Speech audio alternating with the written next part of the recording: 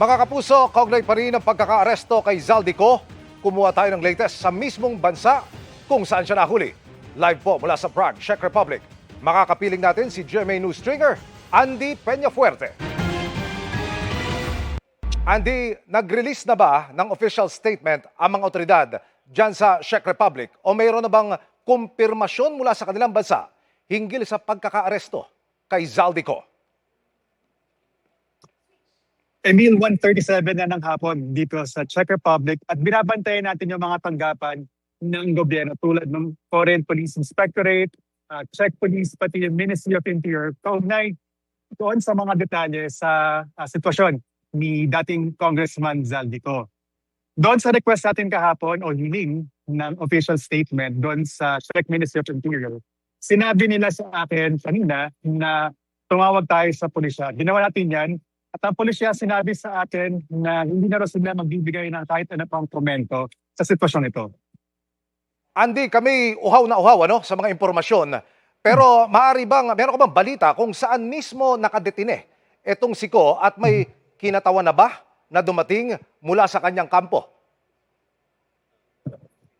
Emil, nasa likuran natin ngayon ang Philippine Embassy dito sa Czech Republic at nakaantabay pa rin tayo doon sa mga impormasyon na kanilang ilalabas. Pero hanggang sa ngayon, wala pa rin silang detalye na ibinibigay sa atin kaugnay kung saan nakadetain o nakadetain itong si Zaldico. Kaninang umaga pumunta tayo doon sa tanggapan ng Foreign Inspectorate. Yan yung opisina kung saan dinadala pansamantala yung mga dayuhang nasa kustudiya ng pulisya. Pero ngayong araw, sarado yung tanggapan na yan. Andy, sa mga impormasyong nakararating dito sa Pilipinas, lumalabas na nahuli umano si Ko sa border ng Czech Republic at Germany.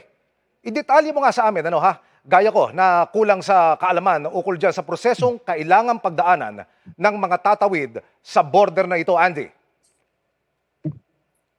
Emil, porous o maluwag ika nga, yung land borders ng Czech Republic doon sa mga karatig bansa tulad ng Germany, Austria at Poland. Sa kabila niyan, maigpit yung border police doon sa mga papasok at lalabas ng iba't ibang bansa.